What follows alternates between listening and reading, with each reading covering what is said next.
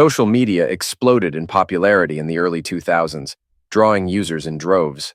Across various platforms, the number of accounts quickly grew from millions to billions, yet the authenticity of many of these profiles remained uncertain.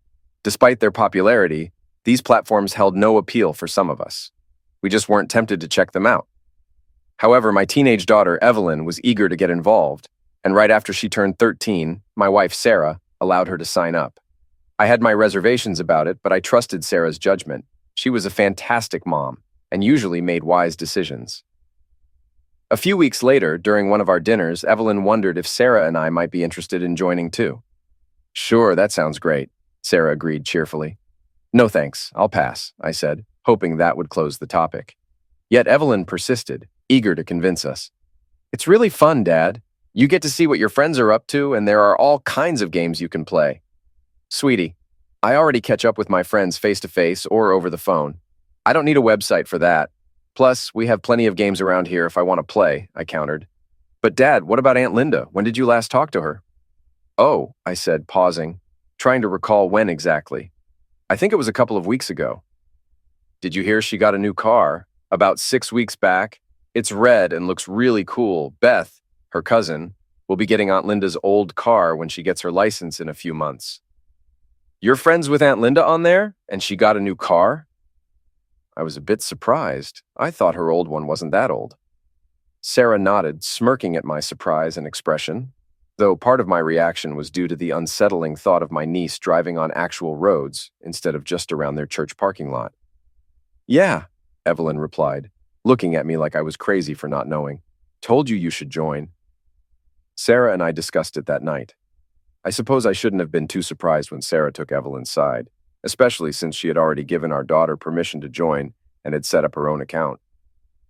Sarah said to me, "She might be right. It could be a good way to stay connected with our relatives and some of our old high school and college friends." "I'm not sure I'd want to stay in touch with a lot of them," I grumbled. I already kept up with my close male friends. The situation with girls was quite different. In high school, most either treated me badly or viewed me as a younger, immature brother. College was no different. The vast majority of co-eds ignored me outright. However, there were exceptions in such a large environment, especially as I progressed through my education. I made several female friends during college and even had a couple of girlfriends during my junior and senior years. That's why we decided to give social media a shot, though my main reason was secretly to monitor Evelyn's online activities closely. I had heard about dangers for young girls online, so I was determined to protect my daughter from them. I kept a close watch on Evelyn's account and was relieved to see that she displayed the level-headedness we had instilled in her. As my concerns eased, I also used the platform to reconnect with old friends. However, I made sure to avoid any interactions with former lovers to prevent upsetting my wife. There weren't many former lovers anyway. Besides a couple of chance encounters, they were all ex-girlfriends, except for one young lady from the building next door during my grad school days. Nowadays, she might be considered a friend with benefits, as we would hang out, drink wine, and occasionally get intimate. I figured it was okay to reminisce about old crushes as long as neither they nor Sarah knew about my previous feelings. I eventually reconnected with Maria, one of the few female friends I had from freshman and sophomore years. She was a close friend and also an unconscious crush of mine, but I made sure to keep our relationship strictly platonic.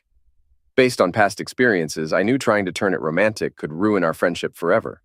So she inadvertently tugged at my heartstrings over time without realizing it.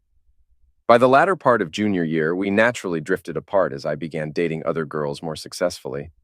I didn't notice Maria's gradual distance until it was too late. Feeling we had never crossed any boundaries, I reached out to her as mature adults, sending a friendly note and a friend request, and eagerly awaited her response. When her reply came a few days later, I was taken aback. "Tom Jarrett, I'm sorry, but I don't recall ever knowing anyone by that name. You must have mistaken me for someone else." Knowing Maria's sense of humor from college, I initially thought she was joking. "Nice one, Maria. You almost had me there. How have you been?" But when I checked my computer next, her response was clear.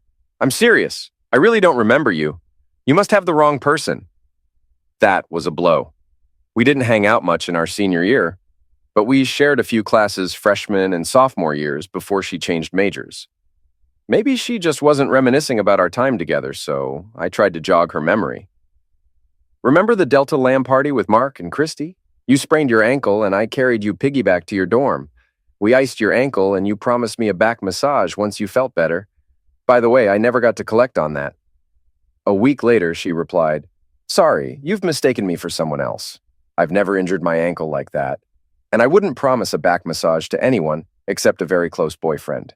Please don't contact me again." That stung more than it should have. I mulled it over and decided that since she sent a final message, I deserved one too. I made it clear that it would be my last message and I wouldn't bother her again. After carefully crafting my response, I sent it. "Dear Maria, it's probably better that you don't remember me and that we won't reconnect. Truthfully, it would likely go against the agreement I have with my wife about avoiding past connections. Even though you were unaware of the crush I had on you, I remember it well. It would feel dishonest to my wife if she were to inquire about our friendship. Perhaps you're aware of this, which might explain your hesitation to say hello. Either way, I understand and won't reach out again. I sincerely wish you a lifetime of happiness and good health. Yours from afar, Tom." I included a photo from my college album showing us with friends at a party during our sophomore year. Despite any denials, it was undeniable proof of our past connection. After sending that final message, Maria never replied, and I kept my promise not to contact her again. I returned the photo album to the basement and resolved to be more cautious about reconnecting with anyone Sarah might object to. Despite my efforts, Sarah reconnected with an ex-lover during a business trip to Chicago, which led to the end of our marriage. The trust we had built over 17 years was shattered. Evelyn was heartbroken, but eventually accepted the situation, dividing her time between Sarah and me. It was heartening to see her grow into a smart, beautiful young woman with promising opportunities. While Evelyn primarily lived with Sarah, I gradually recovered from the shock of Sarah's infidelity. I sought a more mature approach to life and had a few girlfriends over the years, but realized that commitment was more suited to cling wrap than to relationships seeking a fresh start. About 7 years later, "Hello? Hey, Tom, it's Andy Reiner. How are you?" "Hi, Andy. Good to hear from you. I'm doing well. How about yourself?" Andy and I hadn't kept in touch much lately, but we exchanged cards and occasional notes during Christmas to catch up. "Never been better, my friend. Say, have you heard about our upcoming class reunion? 25 years, can you believe it? Gloria and I are thinking about going, but we want to see if any of our old buddies will be there. We don't want to end up at a table alone with strangers if none of our closer friends show up. You know how it goes?" "Yeah, I skipped our 20-year reunion for that exact reason," I confessed, although that wasn't the only reason. It was shortly after my divorce was finalized, and I wasn't keen on discussing it if I bumped into friends, let alone strangers. "Do you know who's confirmed to attend?" "Well, right now, besides Gloria and me, we've got confirmations from Mark Savone, Keith, and Gabby Schilling." He listed off about 10 or 12 people I was close with, including Mark, my best friend and best man, and 3 couples. Some were definite attendees, while others were still deciding. That was enough for me to make a decision by the time he finished. "Sounds like a great group, and I'm excited to catch up with everyone. Count me in as a yes. I'll go register right after we finish our call." The reunion is in October during homecoming, so we've got 3 months to go. Gloria and I are really looking forward to seeing you there. Please give her my regards, my friend. Talk to you again soon. 20 minutes later, I had registered to attend, signed up for some of the special activities, and got tickets for the homecoming game against the Cats. Later that evening, I weighed myself and set a goal to shed 10 pounds before the reunion. Even though I'd still be about 15 pounds above my college weight, I figured it would make me look pretty good. Reunion weekend finally arrived with 10 of us committed to attending. Mark and I were the only ones who were single, although Mark had never been married. Larry and Nina were both on their second marriages after divorcing their first spouses shortly after tying the knot. Keith and Gabby had married right after graduation, setting an example for those of us still in our first and only marriages, which made me feel somewhat down considering my own plans. On Friday, there were several activities planned, so I flew in on Thursday afternoon. A few of us gathered for dinner that evening and later had drinks at the hotel bar. Mark and I had been roommates during our sophomore year and remained close friends, so we spent the evening together chatting with our group and others who came and went throughout the night. The next day, Friday, we attended campus tours and seminars with some of our couple friends. The campus had changed considerably with new buildings and artwork, yet in many ways it still retained its charm, with young students socializing on the plaza and others rushing to class. "I remember those days," remarked Mark, "talking to girls until the last minute and then racing to class." Yeah, they'd chat you up, I chuckled. Did you see the note in the reunion brochure about the pizza joint near campus? It's still there, but it's under new management. I wonder if they've redecorated. Redecorated?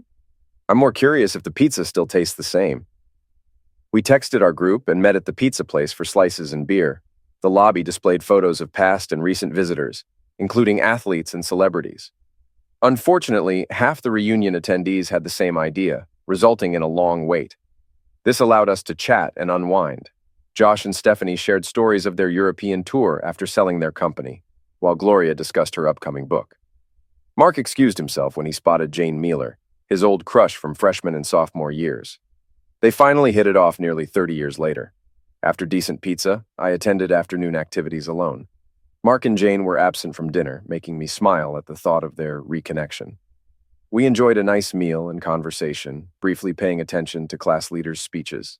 They welcomed us, acknowledged guests, made fundraising appeals, and reflected on our class. By the second or third plea for funds, most of us tuned out, and the speakers eventually wrapped up, allowing the music to begin. I mingled around the ballroom, catching up with old friends. I danced with Gabby, who was tired after dancing with Keith, and then with Nina and Stephanie. Later, Gloria joined me on the dance floor, prompting Andy to jokingly send her my way. A slow dance began, and as I was about to escort Gloria back, she suggested we waltz with some space between us. While dancing, she asked how I was doing, mentioning that she and Andy had been concerned about me and wanted to ensure I was all right. I appreciated my friend's care, but honestly, answering truthfully was a bit disheartening. So I escorted Gloria back to our table, thanked her and Andy, then headed to the bar for a drink. Standing in line, I glanced across the dance floor behind me and spotted Maria making her way towards the line. My heart raced more than it should have for someone who had been a crush nearly 28 or 29 years earlier. But she was still as lovely as ever, albeit visibly older. When she saw me, I waved, and she smiled and waved back before her expression turned serious. Approaching her, I greeted, "Hi, Maria, remember me?" She looked down for a moment before meeting my gaze and nodding. "Hi, Tom. Of course I remember you," she replied, opening her arms for a hug. Not wanting to miss the chance, I embraced my old friend for the first time in years. She felt comforting in my arms, and I rested my head against hers, taking in the scent of her hair. We held each other for several seconds before she squeezed tighter briefly and then relaxed. Taking the cue, I released the hug in return. "How have you been?" I asked. She glanced around before turning back to me. "Tom, can we get a drink and find somewhere private to talk?" We grabbed our drinks and wandered into the lobby, finding an empty sofa where we could sit and chat. "Is this all right?" "Sure, this works," she said with a smile. "It's so noisy in there that it's hard to gather my thoughts, and Tom, I owe you an apology and an explanation. That whole wrong person act you pulled, was that about 7 or 8 years ago?" She nodded. "I'm really sorry, Tom. I was so excited when I received your first message that I started typing right away. But as soon as I finished typing your name," she chuckled softly, "I only got as far as 3 letters, T-O-M, before I realized the implications if my incredibly jealous husband found out. Delete, delete, delete. It hurt each time, and my heart ached continuously over the next couple of days until I finally replied saying you had the wrong person. That hurt even more. I'm sorry, Maria, and I'm sorry I kept pushing." I sighed. "Actually, later on, I wondered if you truly remembered, but didn't want to reconnect because of your marriage. I would have understood and let it go. I should have just admitted it, Tom, and said we couldn't be friends at that time, but I needed— what's that term? Plausible deniability? Yes, exactly. Plausible deniability in case Vince found out. We were going through a rough patch back then. Are things better between you two now?" She took a deep breath and shook her head slowly. "There's nothing between us now. We divorced 3 years ago, after our son started college. It's like we live in separate worlds. We hardly speak unless it's about something happening in Vinny's life. If he ever gets married, they might have to have 2 ceremonies, so Vince and I can each attend one." Ouch, I'm sorry to hear that. Sarah and I don't communicate much these days either, but we still try to present a united front when it comes to Evelyn. She's a junior in college this year and is planning to pursue a career as a veterinarian. Maria, what's the matter? Tom, do you ever think about, what could have been? Yeah, sometimes, but I try not to dwell too much on missed opportunities that never materialized. Why do you ask? What's on your mind?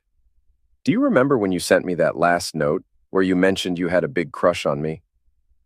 Tom, Usually girls pick up on some sort of hint in those situations, some sign, but I never got anything like that from you, no hints at all. Or maybe I was just oblivious because we were such good friends. Anyway, I've often wondered what it might have been like if we had taken a chance and gotten together, even just for one night. Maria, you were a dear friend, and I wanted to keep it that way. I hate to admit it, but I still had some growing up to do back then. Yes, I had a big crush on you, but I had what you might call a wide range of crushes during freshman and sophomore years when we were close friends. I usually had crushes on several girls at once before starting to figure things out later in college, including the realization that it's not wise to have more than one crush at a time. However, during those first 2 years, it was rare that any of those crushes led anywhere. I chuckled, recalling some of the disasters. On the rare occasions when they did, it usually didn't end well. So instead of risking our friendship, I tried to conceal my silly crush on you. Sometimes I admitted it to one of the other girls as a cover, just to keep you in what today's youth might call the friend zone. Maria laughed. Tom, I think that term is well established, and maybe even outdated now. We both chuckled, but I wanted to steer the conversation forward. Maria, it doesn't matter anymore. If we're talking old expressions, it's like water under the bridge far downstream by now. Maria looked deeply into my eyes before slowly shaking her head. No, Tom, it's not irrelevant, and yes, it does matter. Take me upstairs to my room, or yours, and let's explore something new together. I've spent 7 years, or however long, wondering. Now I don't have to wonder anymore. She didn't need to ask again. I took her hand and we headed straight to the elevator. As soon as the doors closed, we were close together, her hands clutching my jacket to ensure I wasn't slipping away, and mine cradling her face, savoring her softness and the passion with which she kissed me. She kicked off her heels before we exited the elevator, and we practically dashed down the hallway to my room, giggling all the way. There, I locked the door behind us, and our kissing continued fervently. Oh, Tom. Why didn't we do this back then? She whispered. Why was I so blind as to not see it? And why were you so afraid to tell me? Seriously, we wasted years that we could have been together, she said. Shh, don't say that, Maria. We had lives to lead, children to raise. But it's not too late to start now. We spent Saturday morning in bed, then grabbed brunch and headed to the game. Our tickets were in the same section, and we managed to sit together. The game was intense, with our team winning by 4 points in a thrilling finish. As underdogs, the stadium erupted in celebration. Maria and I went to our rooms to change for dinner. When I knocked on her door, she pulled me inside, and we almost missed our reservation due to making out. Mark and Jane noticed our smiles at dinner, mirroring their own. After dinner, we joined friends at the class party. We mingled and danced until Maria gave me a certain look. We left shortly after and returned to her room. That night, our lovemaking was even more passionate and confident. Despite living far apart, me in Dallas, Maria near NYC, we decided to keep our relationship steady but casual. Maria insisted we avoid making it official due to the distance, though I hoped for more. Over the next few months, we stayed connected, talking weekly and texting daily, seeing each other about once a month.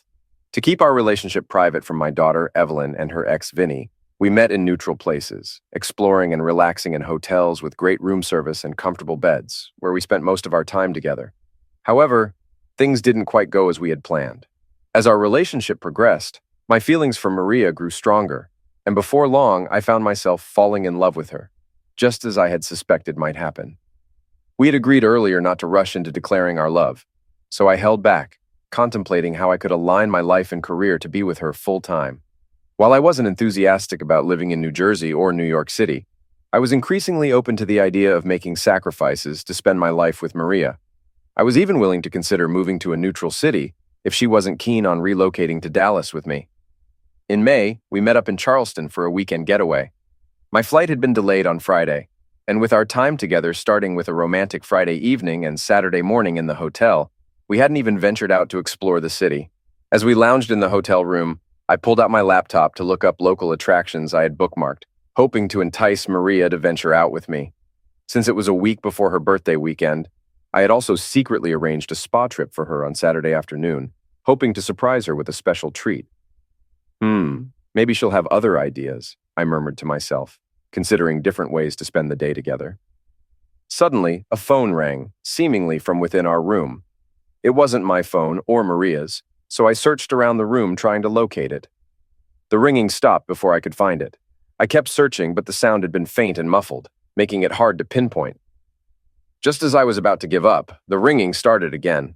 This time, I was determined to track it down, realizing it must have fallen behind or inside the dresser, possibly wedged behind a drawer. I continued searching and found the phone hidden in one of the drawers beneath Maria's clothes. It didn't belong to Maria, so I picked it up, curious about who had left it and how Maria hadn't noticed it when she packed her clothes. She hadn't brought much since we were leaving the next day. Since the phone had stopped ringing, I decided to take it to the front desk. Maybe they could locate the owner once I confirmed with Maria that it wasn't her work phone. I set it aside and returned to my laptop, but a series of notification sounds drew me back to the phone. I couldn't unlock it, but I saw some partial text messages on the screen, and another message popped up as I tried to make sense of them. WTF, are you? You're not at your sister's. Had to trick it out of her, but Trudy says you haven't. Trudy? That was Maria's sister's name, though we hadn't met. Maria had mentioned her a couple of times. You better be home when I get there or so. Call me now. A little later, I was still sitting on the edge of the bed, feeling deflated, when Maria walked in, practically dancing with joy. Oh, Tom, thank you so much. That was amazing. Tom, what's the matter? She seemed shocked, as if I had a stroke or something. But when I held up the phone for her to see, her face drained of color and she looked crushed. The phone kept ringing, Maria, and ringing. Did you forget to turn it off? She shook her head vigorously, tears streaming down her face. No, God, no. What game are you playing, Maria? Letting me fall for you while you're with someone else? Another lover? A husband? That's it, isn't it? God, Maria, how could you? If you're still married, we can't be together. Tom, no, it's not what you think. Really? So it's not your husband? The one you said you divorced? Or maybe you didn't? Or did you remarry and forget to tell me about that? She tried to hug me, to pull me into her arms like she had before with her lies. I stepped away, not wanting her touch. Oh, damn it, Tom. Please. It is Vince, but it's not what you think. Oh, really? I said incredulously. So all this time I've been falling for you, it hasn't been a complete lie? I grumbled, trying to keep my voice steady. And we're not cheaters, the scum of the earth like Sarah and her friend? Please tell me that's not true, because right now, that's how it looks to me and it's making me sick. I'm struggling to keep my lunch down. And if I manage that, I'm seriously considering walking out that door and never looking back. Tom, please, let me explain, please. Fine, but only because I cared about you, Maria. Or at least I thought I did. Now I'm not so sure. But go ahead, I'm listening. No more lies. She sat back on the bed, her hands clasped together tightly as if trying to wash away the guilt. Tears still streamed down her face, but at least she met my gaze as she spoke. Tom, I'm so sorry. But this is the truth, the awful truth. Vince and I had been struggling for a long time when you contacted me almost 8 years ago. We were still together, mostly for Vinny, our son. I was in therapy trying to save our marriage, but he wasn't interested and it wasn't helping. Eventually, things got so bad that I realized I had to leave him. I consulted a lawyer and started the divorce process, but Vince brought up the prenup I signed 17 years ago and threatened to enforce it to the letter. I'd end up with next to nothing. Sure, there would be some money, but nowhere near what I was used to. So you're a gold digger too? No, not like that. You see, Vince had a strict prenup, and he had Rafael Bonadus, one of the top divorce lawyers in the state. You know, those lawyers for rich people and celebrities who want to protect their wealth? I had some young lawyer fresh out of law school who was so inexperienced and scared that she probably panicked the first time she met Mr. Bonadus. When we negotiated what I'd get in the divorce, I would have ended up with next to nothing. Vince would have been laughing all the way to the bank, and Mr. Bonadus was probably messing around with my young lawyer. Actually, given his reputation, I wouldn't be surprised if he was, even after our case was over. A damn gold digger, I repeated, convinced by her explanation. And it sounds like your lawyer was one too. Well, they say birds of a feather flock together. No! Vincent DePrimo is big in his family business. Car dealerships, rentals, insurance, real estate, you name it. Divorce doesn't look good to them. He agreed to let me have some freedom as long as I'm discreet about it and provide him with plausible deniability, and that I'm there to take care of his needs whenever he wants. I've been telling him I'm visiting my sister Trudy or going to a conference or something. While I'm away, it gives him the freedom to do, well, whatever he wants for the weekend, but I guess something came up this time. Yeah, probably his libido. Needed some attention, I'm guessing. She winced, her expression confirming it was likely true, and I swallowed hard to keep from throwing up right there. I'm really sorry, Tom. I still want to divorce him, but I just haven't had the resources or the backup plan I need to do it. I wanted to tell you, but I was afraid of how you'd react. My stomach settled, if only briefly, and I let out a frustrated sigh. Maria, you knew how I felt, and that I'd react like this. Yet you kept it from me? What were you thinking? If you had been honest from the beginning, maybe we could have faced this together and figured something out. Now, I don't know. I'm so torn. I love you, and I'm furious with you at the same damn time. I've got to go. Tom, please stay tonight. Let's talk this through. Please. Maria, I'm sorry, but as long as you're married, there's nothing to discuss. And honestly, even if you divorce him and come back to me, I don't know if there'll be anything left to say. I thought you were not just my lover, but my best friend too. But now you've shown me you're a cheater and a liar, and I don't know you like I thought I did. And I don't know if I can ever trust you again. No, I'm sorry, Maria, but I need to leave and think about all of this. She cried and begged as I packed, making grand promises if I'd stay, but I knew I couldn't be manipulated, whether by love or lust. Within 5 minutes, I had my things packed and was walking out the door, trying to block out her tears and pleas. My heart felt like it had a giant hole in it as I flew back home, and that feeling lingered in the days that followed. When Maria and I reunited at the reunion, after so many years, I knew there was a risk of falling in love with her right from the start.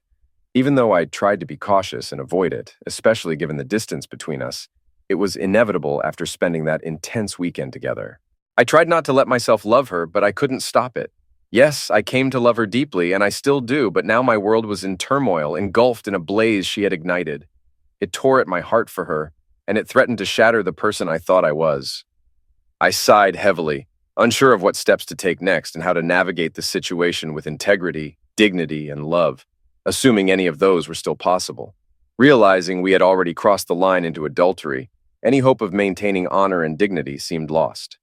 As for love, despite everything, I wanted to continue loving her, but I questioned whether I could, even if she wanted me to.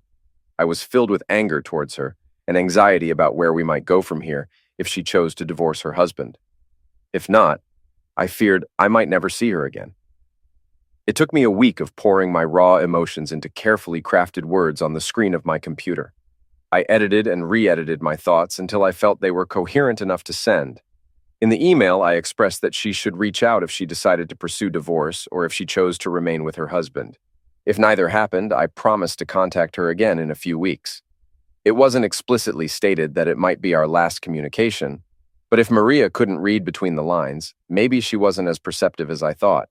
Over the next few weeks, my job consumed me, not because it had to, but because it offered a distraction from the turmoil I felt over Maria and the guilt of compromising my moral compass.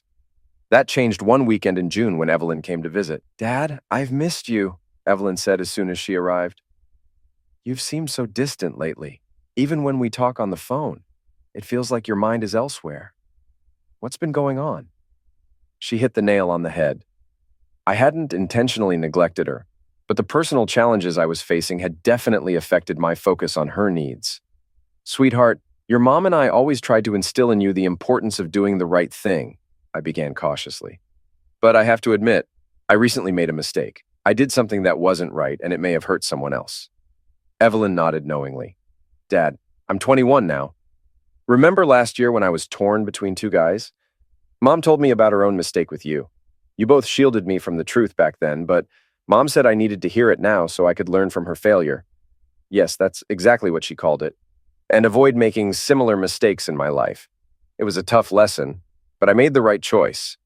You wouldn't deny me that opportunity to learn from your mistakes too, would you?" I glanced at Evelyn, grateful that she had grown into such a thoughtful young woman, even if her curiosity sometimes got the best of her. She placed her hand on mine and asked gently, "What's going on, Dad?"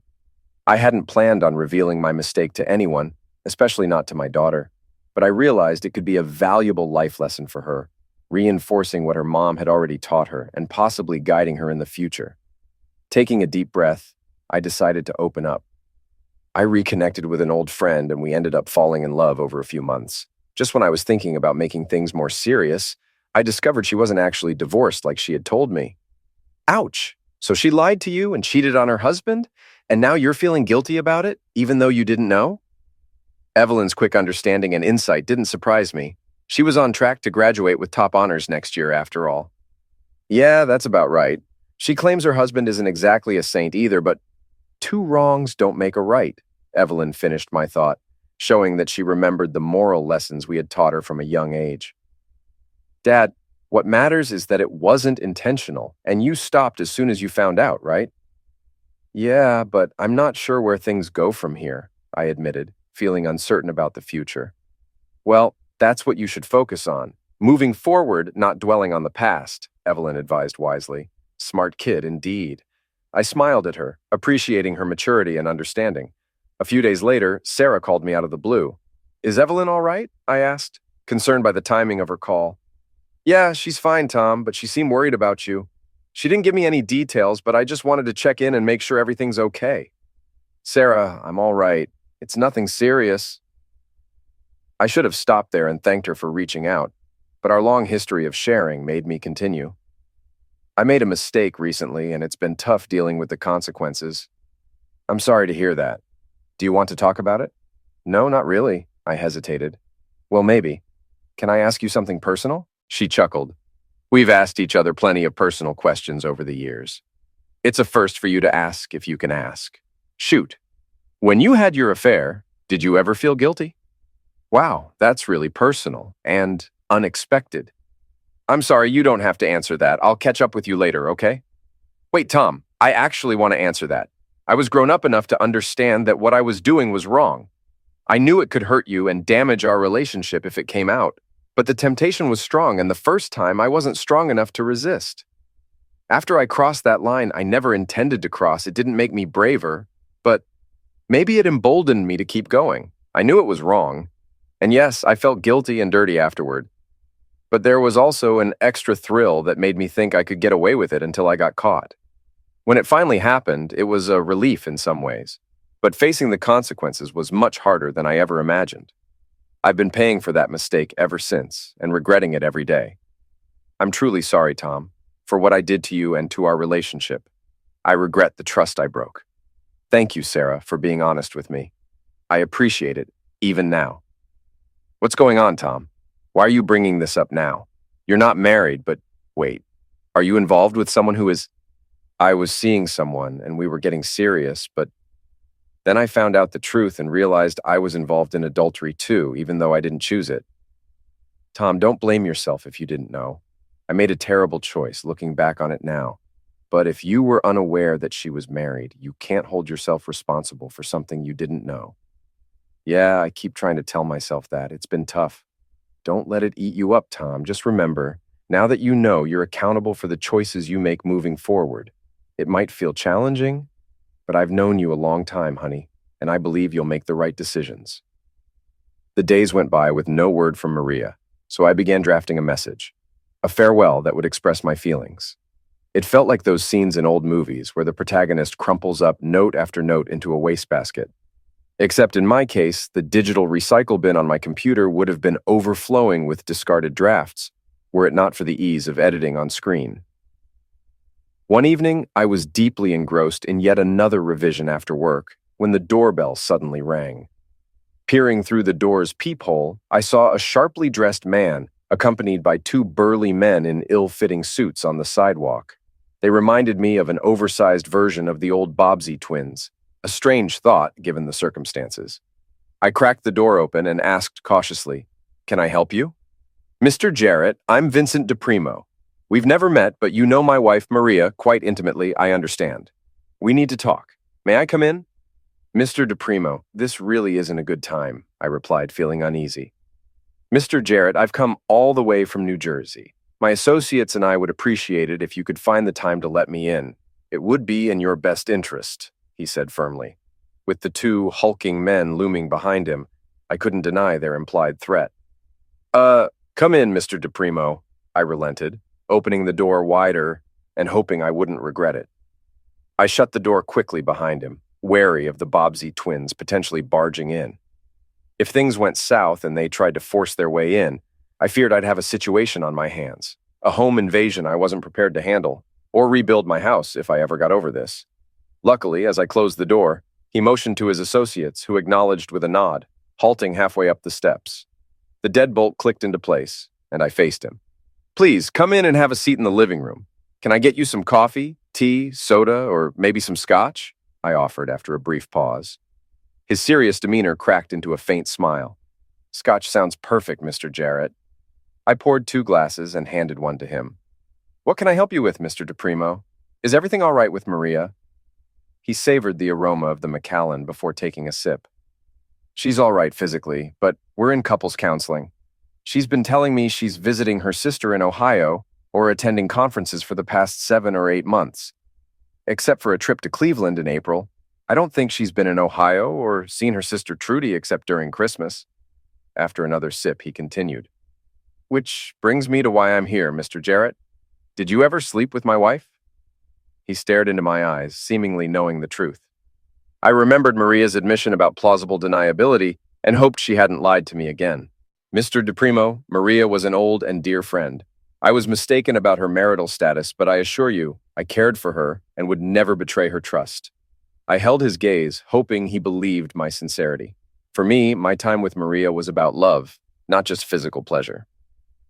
Vince DePrimo stared at me for what felt like an eternity before finishing his scotch in one gulp and placing the glass down firmly on the coffee table.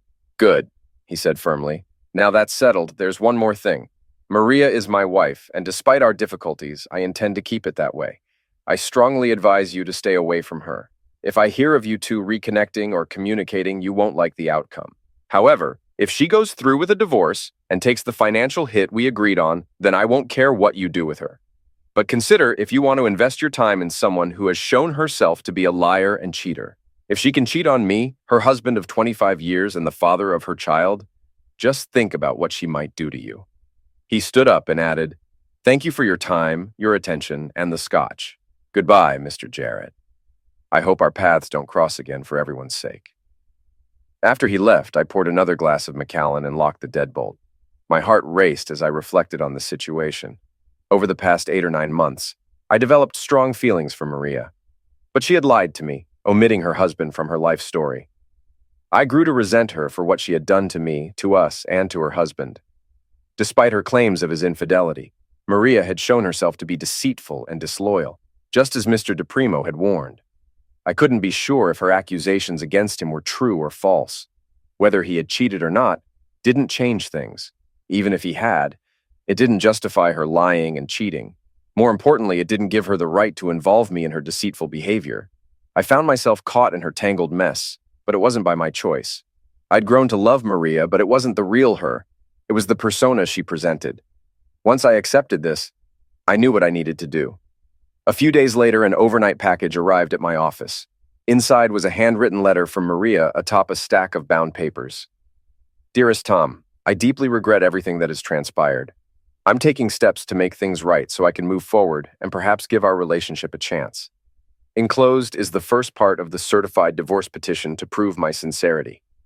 I never should have lied to you or used you. I'm truly sorry and vow never to deceive you again." She also shared her new address, phone number, and a private email address. Her heartfelt message brought tears to my eyes. After pondering all afternoon, aided by the rest of the bottle of Macallan, I sat down with my laptop that evening. I started typing her new email address but stopped. Despite Vincent DePrimo's warning, what I needed to convey couldn't be expressed through email or over the phone. I closed the email and opened my favorite travel app. A few days later, I took a chance and sent Maria a message through her new private email, hoping Vincent DePrimo wouldn't intercept it from my temporary email address that I'd likely never use again. We arranged to meet at a quiet cafe in Newark. When Maria arrived, she rushed over and tried to embrace me, saying, "Oh, Tom, I've missed you so much. I'm relieved you're here. You took so long to respond, I was really worried." I shook my head and gestured for her to sit down. "Maria, hold on, we need to talk." She sensed what was coming and pleaded with me, shaking her head. "Tom, please, don't do this, please." Her plea was painful, like being stabbed again, but I persisted with what needed to be said. "Maria, I loved you then, and I still do. But you played a dangerous game with your husband and with me, using both of us because you couldn't make a decisive choice. You tried to have us both, thinking maybe it was safe because of the distance between us. But I fell for you deeply, and I was willing to do anything, for you to come to me, or even for me to move here. But it all fell apart, as it was bound to when built on deception rather than honesty. I wanted to tell you, Tom, I really did, but it's too late for explanations, Maria. None of it matters now. You're finally getting the divorce you should have sought before getting involved with me. You've lost a man who once loved you, and now you've lost me too, the other guy who cared deeply for you. No, Tom, we can fix this. I promise. I'll do anything to make it work so we can be together. No, Maria, you played a dangerous game and we both ended up losing. She tried to argue again, but I raised my hand to stop her. No, Maria, it's not my decision anymore. You ensured that from the start.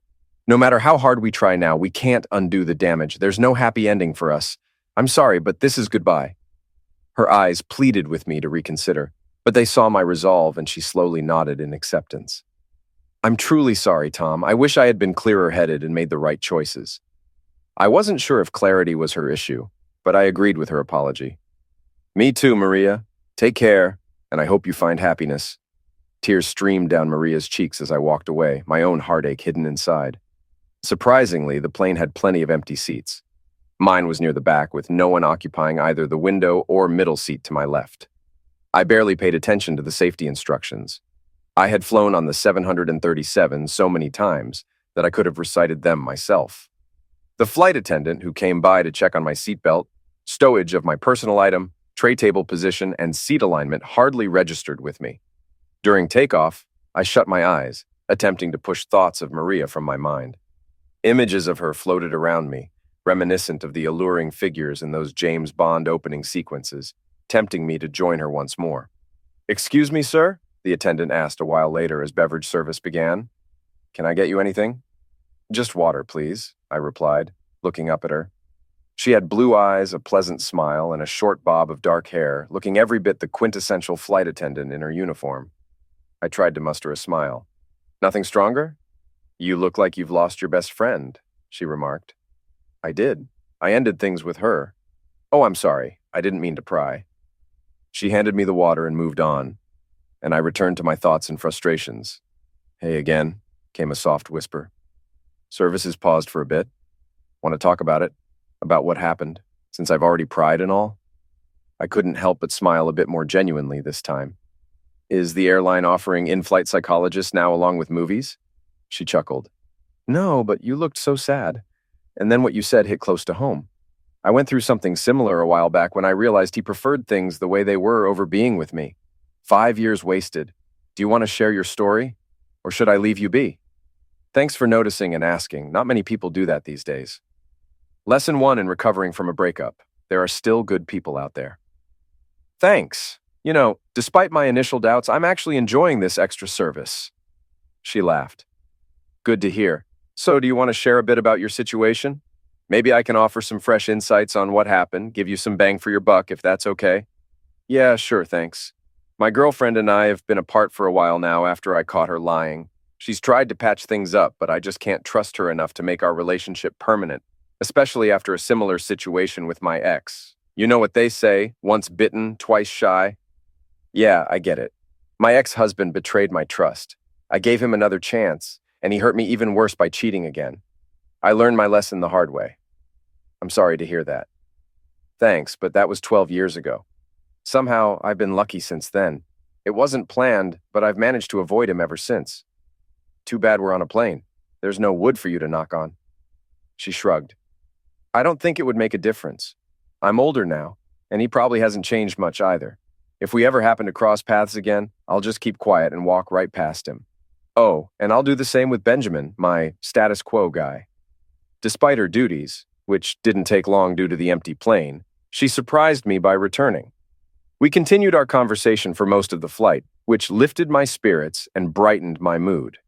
After we landed and the passengers in front started disembarking, I thought about what lay ahead and let out a sigh.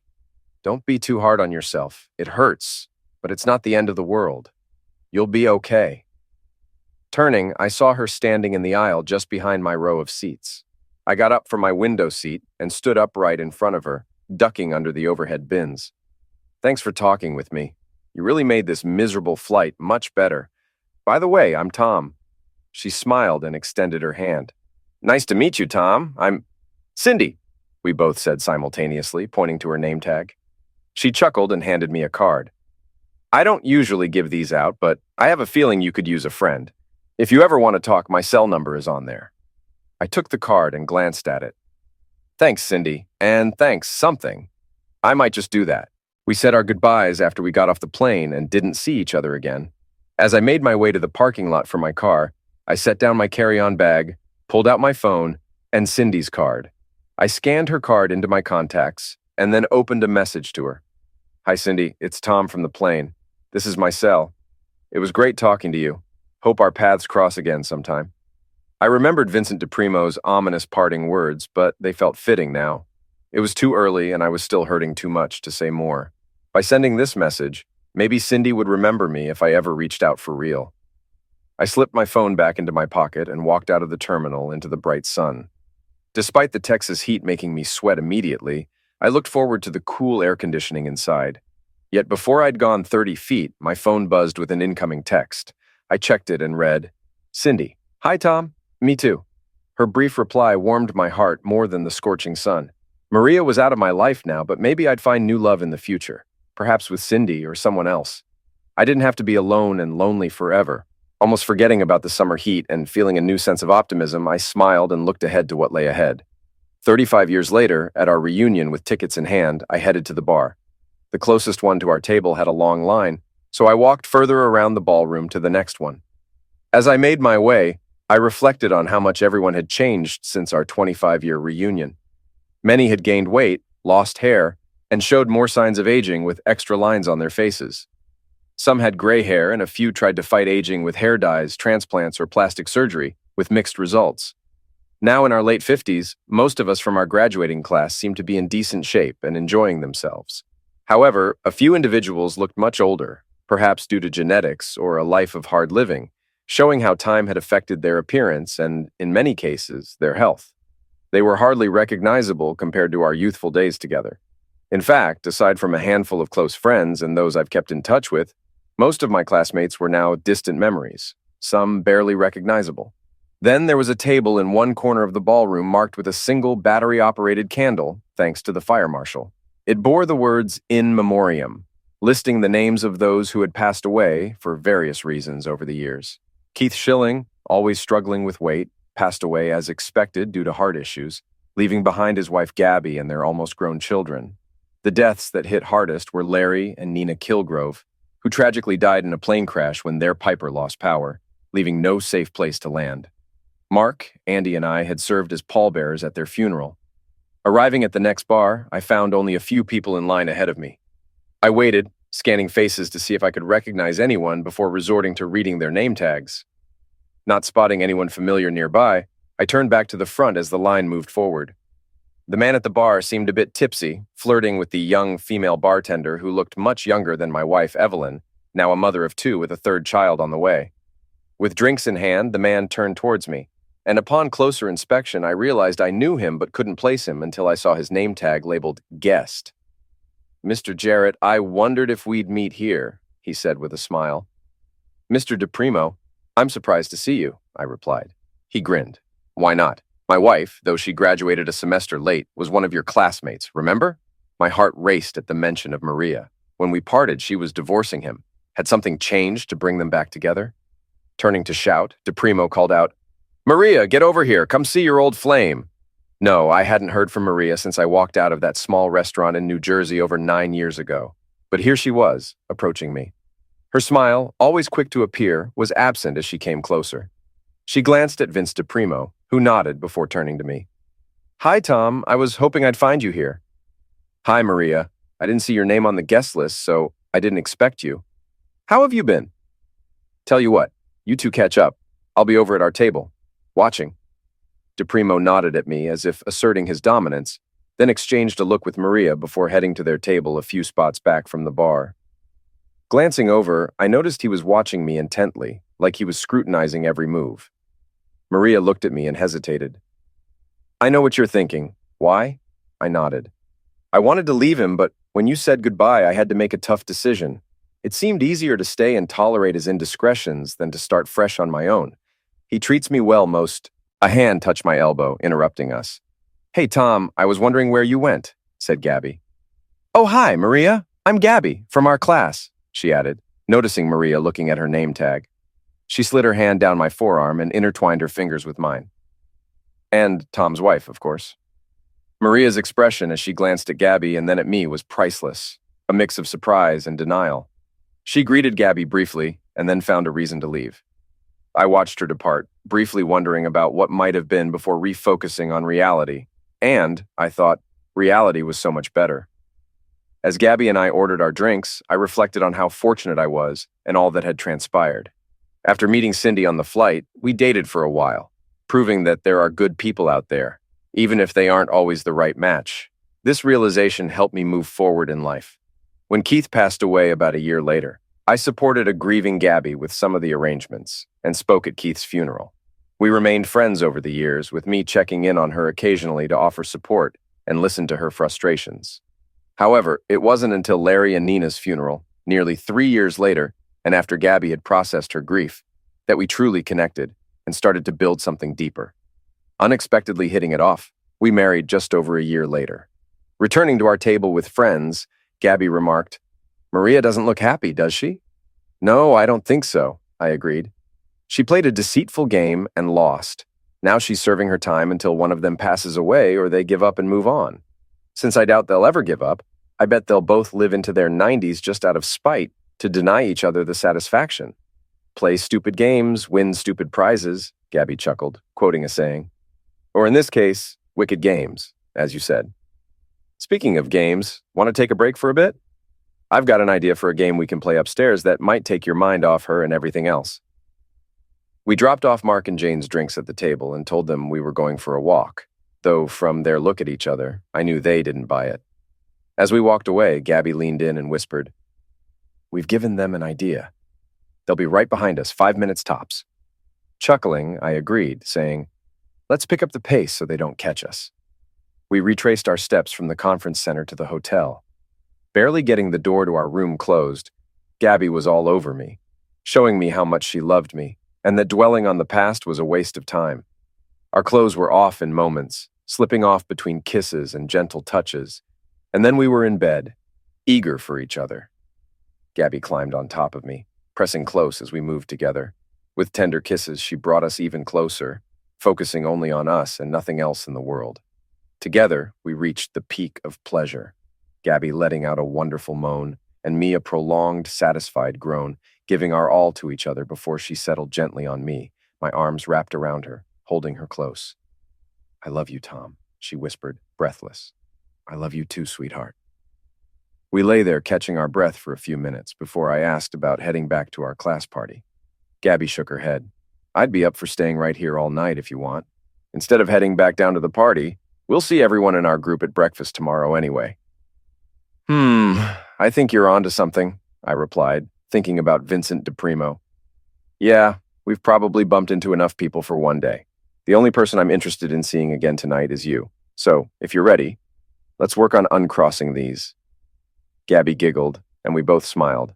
Honestly, I'm not sure who had the bigger smile, but at that moment, I decided I was willing to stay up all night if necessary to find out.